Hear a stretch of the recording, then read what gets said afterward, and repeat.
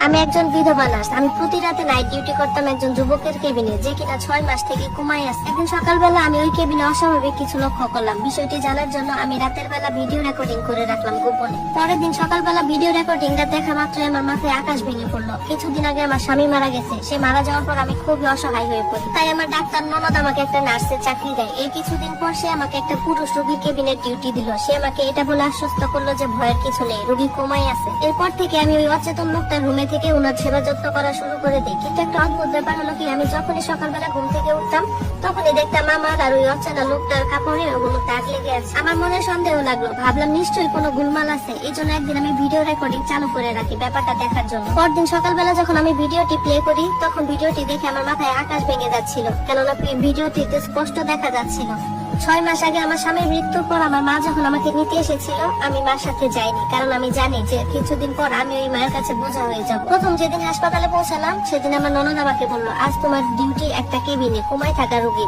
আমি তখন অবাক হয়ে বললাম, পুরুষ রোগী? তখন আমার ননদ বললো, সেই অচেতন, না তোমার কোনো অসুবিধাই হবে না। আমি চুপচাপ ভেতরে চলে গেলাম। ভেতরে গিয়ে দেখলাম এক লম্বা চওড়া সুদর্শন যুবক নিস্তব্ধ হয়ে একজন বিছানায় শুয়ে আছে। তার মুখে এক অদ্ভুত হাসি ছিল, যেন বহু বছর ধরে সে ঘুমিয়ে আছে। তাকে দেখে আমার খুব মায়া হলো। কতই বা বয়স, পুরো জীবনটাই তো তার সামনে পড়ে আছে। এরপর রুমে আশেপাশে খুঁজে দেখলাম তেমন করার মতো কিছুই নেই। তাই ভাবলাম একটু ঘুমিয়ে নেই। চেয়ারে বসে ঘুমিয়ে পড়লাম। সকালবেলা যখন ঘুমটা ভাঙলো আমি আমার শরীরে অদ্ভুত এক ক্লান্তি অনুভব করলাম। আমি আমার কাপড় ঠিক করতে গিয়ে দেখলাম আমার কাপড়ে অচেনা হলুদ রঙের দাগ লেগে আছে। আমি তো ভয় পেয়ে গেলাম, এই রঙগুলো কোথা থেকে আসলো। সঙ্গে সঙ্গে ননদকে গিয়ে বললাম, আপু আমার কাপড়ে অদ্ভুত এক রকমের হলুদ দাগ লেগে আছে, এগুলো কি? তখন আপু আমাকে ধমক দিয়ে বললো, চুপ করো, এসব কথা কখনো বলবা না। এসব বললে আমার চাকরিটাই চলে যাবে। আমাকে দেখে দুজন নার্স দেখে হাসাহাসি করছিল। তখনই বুঝতে পারলাম যে এই জায়গাটা এতটা পরিষ্কার মনে হলো আসলে এখানে কোনো না কোনো ভেজাল ঠিকই আছে। পরের দিন ডিউটিতে গিয়ে দেখি আমাকে আবার সেই একই রুমে ডিউটি দেওয়া হয়েছে। পরে আমি আমার ননদকে বললাম যে আমাকে এই রুমটা চেঞ্জ করে দিন। তখন আমার ননদ আমাকে ধমকের সুরে বললো, তোমাকে আমি ইচ্ছা করে এই রুমটাতে দিয়েছি। ওই রোগীটি যেহেতু কোমায় আছে, কোনো ভেজাল নেই, ভিড় নেই, ঝামেলা নেই। এরপরে কিছু দিনের মধ্যে আমার নির্দিষ্ট একটা রুটিন তৈরি হয়ে গেল। সময় মতো হাসপাতালে এসে ইউনিফর্ম পরি, এরপর হাজিরা দেই আর ওই রুমে ঢুকে পড়ি। রুমে অল্প আলো রেখে দেই আর চারপাশে মেশিনে বিপ বিপ শব্দ। এদিকে রোগী চুপচাপ শুয়ে থাকতো, তার চোখে পাতা পর্যন্ত পড়তো না। একদিন রাতে এক অদ্ভুত ঘটনা ঘটলো। ঘর পরিষ্কার করতে গিয়ে দেখি ড্রয়ার খোলা। ড্রয়ারের ভেতর একটা ডায়েরি আর একটা তেলের শিশি। ডায়েরিটা খুলে দেখলাম সবগুলো পাতায় ফাঁকা, কিন্তু শেষ পাতায় লেখা ছিল, নীরবতা সবকিছু শুনে ফেলে। এরপর আমি প্রতিদিন রাতে সময় কাটানোর জন্য সাথে করে বই নিয়ে আসতাম। ভাবলাম এই বইটা ওই আদিত্য নামে রোগীটাকে পড়ে শোনাবো, কারণ আমি জানতাম যে কোমায় থাকা রোগীরা অন্তত শুনতে পায়। এরপর আমি প্রতিদিন ওর পাশে বসে বইটা পড়ে শোনাতে লাগলাম। আদিত্য যখন চোখ বুঝতো সাথে সাথে আমিও ঘুমিয়ে পড়তাম। ঘুম থেকে উঠার পর প্রতিদিনের মতো সকালে একই ঘটনা দেখি যে আমার কাপড়ে হলুদের দাগ লেগে থাকতো। প্রতিদিন কাপড়ে এই হলুদ দাগ লাগার ব্যাপারটা আমার কাছে খুব রহস্যজনক মনে হলো। এর কিছুক্ষণ পর সীমা নামের একটা নার্স এসে আমাকে বললো যে কোমায় থাকা যে রোগীটা আছে সে নাকি 5 মাস থেকে এখানে আছে। তার বাড়ির কোনো আত্মীয় স্বজন তাকে এখন পর্যন্ত দেখতে আসেনি। আমি অবাক হয়ে ভাবলাম, কোটি টাকার মালিক এই যুবক, অথচ তাকে কেউ দেখতে আসে না। এরপরের দিন রাতে আমি তার দিকে গভীর ভাবে তাকিয়ে রইলাম। হঠাৎ তার নখের দিকে তাকিয়ে আমি আশ্চর্য হয়ে গেলাম। দেখলাম তার দাড়ি আর নখ খুব সুন্দর ভাবে কাটা।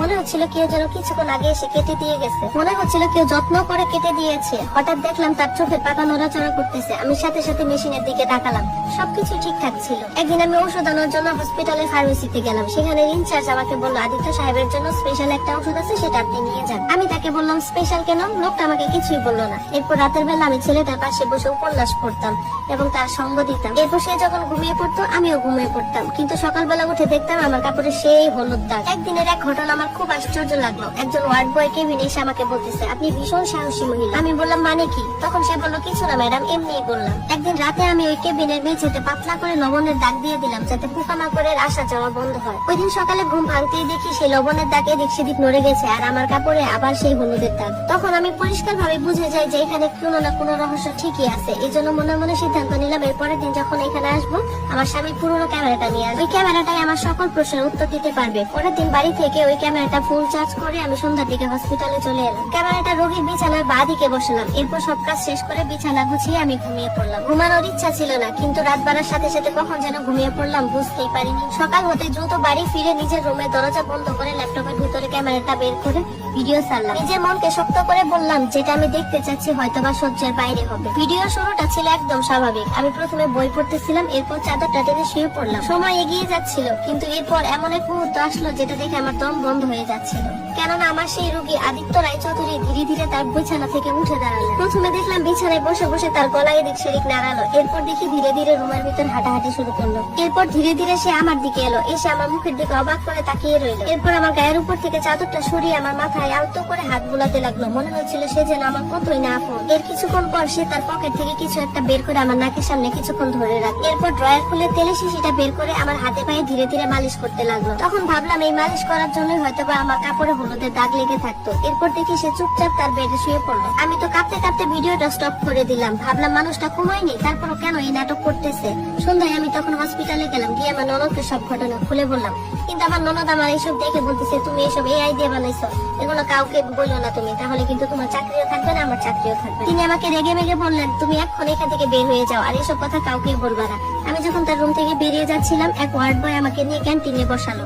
সে বসে আমাকে ওই আদিত্যর কথা বলতে লাগলো। সে আমাকে যা বললো সেটা শুনে তো আমি মুখের ভাষা হারিয়ে ফেলেছিলাম। সে বললো এই আদিত্যকে নাকি কয়েক মাস আগে বিষ প্রয়োগ করা হয়েছিল। অবস্থা ভীষণ খারাপ ছিল, কিন্তু তারপরও সে বেঁচে যায়। তার পরিবারের লোকজন বলেছিল সে নাকি আত্মহত্যা করার চেষ্টা করেছে, কিন্তু আমি তার শরীরে অনেকগুলো আঘাতের চিহ্ন পেয়েছি। আশ্চর্যের বিষয় হলো সে যখন সুস্থ হয়েছিল সে নিজেই বলছিল যে তার পরিবারের লোকজন নাকি তাকে মেরে ফেলতে চায়। আমি তখন ওই ওয়ার্ড বয়কে বললাম, তাহলে এসব কিছু লুকানো হলো কেন? তখন সে বললো আদিত্য নাকি নিজেই বলেছিল যে সে যে বেঁচে আছে এই কথাটা যেন বাহিরে না কেউ জানে। এই হসপিটালে থেকে গোপন মাধ্যমে নাকি তার প্রমাণ জোগাড় করতেছে। আসল অপরাধী ধরা না পর্যন্ত সে নাকি এভাবেই থাকবে। ওয়ার্ড বয়ের কথা শুনে আমি আমার কেবিনে চলে গেলাম। গিয়ে রুমের দরজাটা লাগিয়ে আদিত্যর দিকে তাকিয়ে রইলাম। তাকে বললাম, এসব নাটক বন্ধ করো, আমি সব জেনে গেছি। সে কিছুক্ষণ পর চোখ খুলে আমাকে বললো, তুমি এসব জেনে গেছো? তাহলে শোনো, আমার সৎমা আমাকে মেরে ফেলার জন্য বিষ দিয়েছিল। আমার যত সম্পত্তি আছে সেগুলো নিতে চাই, ভোগ করতে চাই। আদিত্য তার জীবনের সকল ঘটনা আমাকে খুলে বললো। তার কিছুদিন পর সকল প্রমাণ যখন জোগাড় হলো, তখন আদিত্যের সৎমা আর তার মামাকে পুলিশ গ্রেফতার করে নিয়ে যায়। ধন্যবাদ সবাইকে। গল্পটি কেমন লাগলো অবশ্যই কমেন্ট করে জানাবেন।